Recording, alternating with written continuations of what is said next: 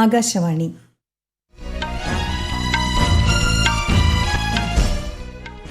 നമസ്കാരം. വാർത്തകൾ വായിക്കുന്നത് സുവർണ.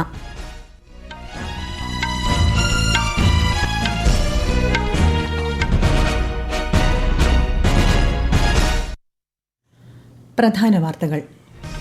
ജനക്ഷേമത്തിനും വരുമാന വർധനയ്ക്കും ഊന്നൽ നൽകി 2025-26 വർഷത്തെ കേരള ബജറ്റ് ധനമന്ത്രി KN ബാലഗോപാൽ നിയമസഭയിൽ അവതരിപ്പിച്ചു.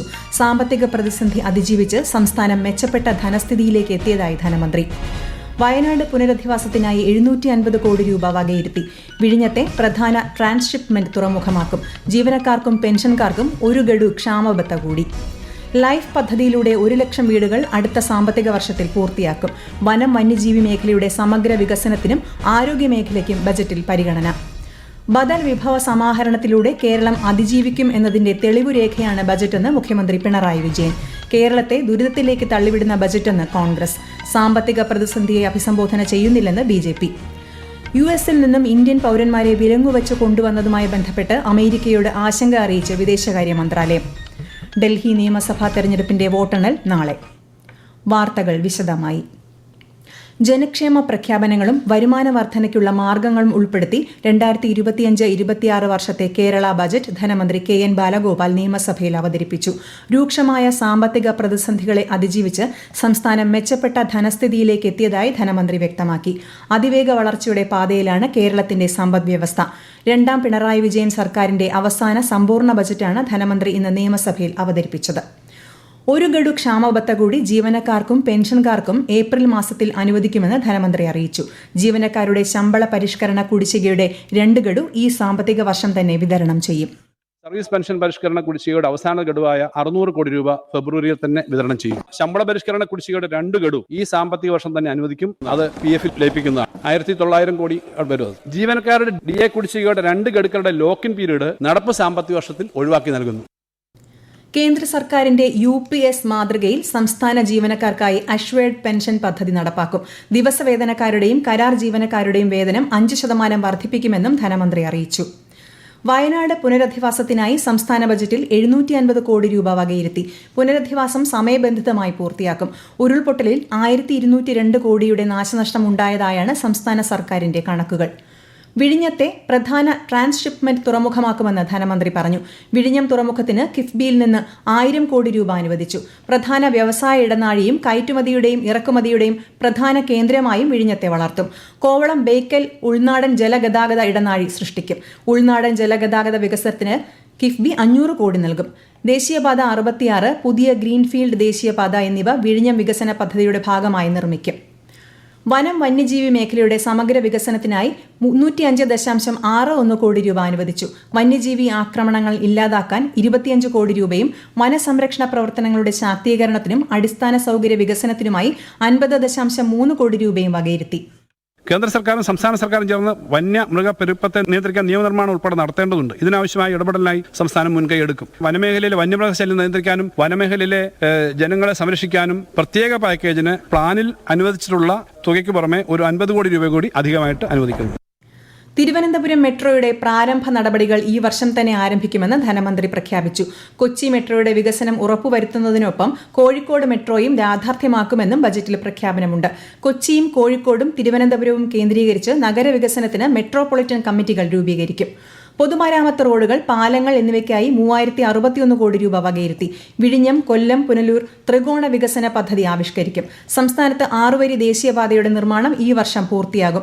തീരദേശപാതയും മലയോര പാതയും പൂർത്തിയാക്കും. Thiruvananthapuram outer area growth corridor രൂപീകരിക്കും. സംസ്ഥാനത്ത് പുതിയ IT നയം അന്തിമഘട്ടത്തിലാണെന്നും ധനമന്ത്രി പറഞ്ഞു. കൊല്ലത്തും കൊട്ടാരക്കരയിലും കണ്ണൂരിലും IT പാർക്കുകൾ ആരംഭിക്കും. പൊതുമേഖലാ സ്ഥാപനങ്ങൾക്കായി 15,980 കോടി രൂപയും ബജറ്റിൽ വകയിരുത്തി. ശബരിമല തീർത്ഥാടന കേന്ദ്രത്തിന്റെ വികസനത്തിനായി 1033 കോടി രൂപയുടെ മാസ്റ്റർ പ്ലാൻ തയ്യാറാക്കുമെന്നും ധനമന്ത്രി അറിയിച്ചു. തനത് നികുതി വർധനയുടെ ഫലമായാണ് കേരളത്തിന്റെ ധനസ്ഥിതി മെച്ചപ്പെട്ടതെന്ന് ധനമന്ത്രി പറഞ്ഞു. ധനക്കമ്മി 2.9%, റവന്യൂ കമ്മി 1.58% കുറയ്ക്കാൻ സാധിച്ചു. പൊതുകടം കുറയ്ക്കാനും തനത് വരുമാനം വർദ്ധിപ്പിക്കാനും സർക്കാരിന് സാധിച്ചു. 1,52,351 കോടി രൂപയുടെ റവന്യൂ വരുമാനവും 1,79,476 കോടിയുടെ ചെലവുമാണ് സംസ്ഥാനം അടുത്ത സാമ്പത്തിക വർഷത്തിൽ പ്രതീക്ഷിക്കുന്നത്. ഈ വാർത്തകൾ ആകാശവാണിയിൽ നിന്ന്. ആകാശവാണി വാർത്തകളും വാർത്താധിഷ്ഠിത പരിപാടികളും all India radio news Thiruvananthapuram YouTube ചാനലിലും all India radio news Thiruvananthapuram Facebook പേജിലും AR News_ തിരുവനന്തപുരം ഇൻസ്റ്റഗ്രാം അക്കൌണ്ടിലും AR News_TVM X ഹാൻഡിലും ലഭ്യമാണ്. സംസ്ഥാന ബജറ്റുമായി ബന്ധപ്പെട്ട് ആകാശവാണി തിരുവനന്തപുരം പ്രാദേശിക വാർത്താ വിഭാഗം അവതരിപ്പിക്കുന്ന പ്രത്യേക പരിപാടി വാർത്തകൾക്ക് ശേഷം കേൾക്കാം. സ്കൂൾ ഉച്ചഭക്ഷണ പദ്ധതിക്ക് 402 കോടി രൂപയും യൂണിഫോം പദ്ധതിക്ക് 150.34 കോടിയും ബജറ്റിൽ അനുവദിച്ചു. ഉന്നത വിദ്യാഭ്യാസ രംഗത്ത് 7 മികവിന്റെ കേന്ദ്രങ്ങൾ സ്ഥാപിക്കും. AI വികസനത്തിന് ഹാക്കത്തോൺ നടത്തും. ഉന്നത വിദ്യാഭ്യാസ മേഖലയിൽ ഗവേഷണം നടത്തുന്ന വിദ്യാർത്ഥികൾക്കായി CM റിസർച്ചേഴ്സ് സ്കോളർഷിപ്പ് പദ്ധതിയും പ്രഖ്യാപിച്ചു. കാർഷിക മേഖലയുടെ സമഗ്ര വികസനത്തിനായി ബജറ്റിൽ 227.4 കോടി രൂപ വകയിരുത്തി. ക്ഷീരവികസനം, കേര പദ്ധതി, നാളികേര വികസനം എന്നിവയ്ക്കായും തുക അനുവദിച്ചു. മത്സ്യമേഖലയ്ക്ക് 295 കോടി രൂപ അനുവദിച്ചിട്ടുണ്ട്. പച്ചക്കറി വികസനത്തിനും സുഗന്ധവ്യഞ്ജന മേഖലയ്ക്കും തുക അനുവദിച്ചു. ലൈഫ് പദ്ധതിയിലൂടെ 1 ലക്ഷം വീടുകൾ അടുത്ത സാമ്പത്തിക വർഷത്തിൽ പൂർത്തിയാക്കുമെന്ന് ധനമന്ത്രി പ്രഖ്യാപിച്ചു. ഈ സർക്കാരിന്റെ കാലത്ത് 10,000 പുതിയ തസ്തികകൾ സംസ്ഥാനത്ത് സൃഷ്ടിച്ചതായും PSC വഴി 8,293 പേർക്ക് നിയമനം നൽകിയതായും ധനമന്ത്രി പറഞ്ഞു. വിശദാംശങ്ങളിലേക്ക്. കോടതി ഫീസുകൾ പരിഷ്കരിക്കുമെന്നും ഇതിലൂടെ 150 കോടി രൂപയുടെ അധിക വരുമാനം പ്രതീക്ഷിക്കുന്നതായും ധനമന്ത്രി വ്യക്തമാക്കി. ഭൂനികുതി സ്ലാബുകളിലെ നിരക്കുകൾ 50% വർദ്ധിപ്പിച്ചു. സർക്കാർ ഭൂമിയുടെ പാട്ടത്തുകയും വർദ്ധിപ്പിച്ചിട്ടുണ്ട്. 15 വർഷം കഴിഞ്ഞ സ്വകാര്യ വാഹനങ്ങളുടെ നികുതി 50% കൂട്ടി. വൈദ്യുത വാഹനങ്ങളുടെ നികുതിയും വർദ്ധിപ്പിച്ചിട്ടുണ്ട്. 2025-26 വർഷത്തിൽ ആരോഗ്യമേഖലയ്ക്ക് 10,431 കോടി രൂപ നീക്കിവച്ചതായി ധനമന്ത്രി അറിയിച്ചു. കാരുണ്യ പദ്ധതിക്കായി ആദ്യഘട്ടത്തിൽ 700 കോടി രൂപ നീക്കിവച്ചു. കേരളത്തെ ഹെൽത്ത് ടൂറിസം ഹബ്ബാക്കി മാറ്റുന്നതിന് 50 കോടി രൂപ വകയിരുത്തി. വയോജന പരിപാലനത്തിനായി 50 കോടി രൂപയും നീക്കിവച്ചു. സീപ്ലെയിൻ ടൂറിസം ഹെലിപാഡ് പദ്ധതിക്കായി 20 കോടി രൂപ നീക്കിവച്ചതായും മന്ത്രി പറഞ്ഞു. ബദൽ വിഭവ സമാഹരണത്തിന്റെ വഴികൾ കണ്ടെത്തി കേരളം അതിജീവിക്കും എന്നതിന്റെ തെളിവ് രേഖയാണ് ബജറ്റെന്ന് മുഖ്യമന്ത്രി പറഞ്ഞു. കേരളത്തെ ദുരിതത്തിലേക്ക് തള്ളിവിടുന്ന ബജറ്റാണിതെന്നും സർക്കാരിന്റെ ബാധ്യത തീർക്കാനുള്ള തുക പോലും ബജറ്റിൽ വകയിരുത്തിയിട്ടില്ലെന്നും പ്രതിപക്ഷ നേതാവ് VD സതീശൻ വിമർശനമുന്നയിച്ചു. ബജറ്റ് കേരളത്തെ നിരാശയിലാക്കുന്നതാണെന്നും സാമ്പത്തിക പ്രതിസന്ധിയെ അഭിസംബോധന ചെയ്യുന്നില്ലെന്നും BJP സംസ്ഥാന അധ്യക്ഷൻ K സുരേന്ദ്രൻ വിമർശിച്ചു. ഡൽഹി നിയമസഭാ തെരഞ്ഞെടുപ്പിന്റെ വോട്ടെണ്ണൽ നാളെ. ഒരുക്കങ്ങൾ പൂർത്തിയായതായി തെരഞ്ഞെടുപ്പ് കമ്മീഷൻ അറിയിച്ചു. വോട്ടെണ്ണലിനായി ഡൽഹിയിലെ 11 ജില്ലകളിലായി 19 വോട്ടെണ്ണൽ കേന്ദ്രങ്ങൾ സജ്ജീകരിച്ചിട്ടുണ്ട്. ഈ മാസം 5-നാണ് ഡൽഹിയിലെ 70 അംഗ നിയമസഭയിലേക്ക് വോട്ടെടുപ്പ് നടന്നത്. വോട്ടെടുപ്പിൽ 60.42% പോളിംഗ് രേഖപ്പെടുത്തി. US-ൽ നിന്നും ഇന്ത്യൻ പൌരന്മാരെ വിലങ്ങ് വെച്ച് കൊണ്ടുവന്നതുമായി ബന്ധപ്പെട്ട് അമേരിക്കയോട് ആശങ്ക അറിയിച്ചതായി വിദേശകാര്യ മന്ത്രാലയം. പ്രധാനമന്ത്രി നരേന്ദ്രമോദി ഈ മാസം 10 മുതൽ 12 വരെ ഫ്രാൻസും 12-13 തീയതികളിൽ അമേരിക്കയും സന്ദർശിക്കുമെന്നും വിദേശകാര്യ സെക്രട്ടറി വിക്രം മിശ്രി പറഞ്ഞു. പാരീസിൽ നടക്കുന്ന നിർമ്മിത ബുദ്ധി ഉച്ചകോടിയിൽ ഫ്രഞ്ച് പ്രസിഡന്റ് ഇമ്മാനുവൽ മാക്രോയ്ക്കൊപ്പം ശ്രീ മോദി അധ്യക്ഷത വഹിക്കും. കേന്ദ്ര ബജറ്റിൽ പ്രഖ്യാപിച്ച 1 ലക്ഷം കോടിയുടെ നികുതി ഇളവ് പണപ്പെരുപ്പത്തിൽ നിർണായക മാറ്റമുണ്ടാക്കില്ലെന്ന് reserve bank governor Sanjay Malhotra. Repo നിരക്ക് 6.5% നിന്ന് 6.25% കുറയ്ക്കാനുള്ള പണനയ അവലോകന സമിതിയുടെ തീരുമാനത്തിന് ശേഷം മാധ്യമപ്രവർത്തകരെ അഭിസംബോധന ചെയ്യുകയായിരുന്നു അദ്ദേഹം. ഈ സാമ്പത്തിക വർഷത്തെ ബജറ്റ് സംബന്ധിച്ച ചർച്ച ഇന്ന് ലോക്സഭയിൽ നടന്നു. രാജ്യത്തെ കാർഷിക പ്രശ്നങ്ങൾ, MSME മേഖല എന്നിവ ചർച്ച ചെയ്യുന്നതിൽ ബജറ്റ് പരാജയപ്പെട്ടതായി കോൺഗ്രസിലെ ധരംവീർ ഗാന്ധി ആരോപിച്ചു. കർഷകർക്ക് ഉൽപ്പന്നങ്ങൾക്ക് ന്യായമായ വില ലഭിക്കുന്നില്ലെന്ന് ബജറ്റിനെ വിമർശിച്ചുകൊണ്ട് സമാജ്വാദി പാർട്ടിയിലെ ശിവ്പാൽ സിംഗ് പറഞ്ഞു.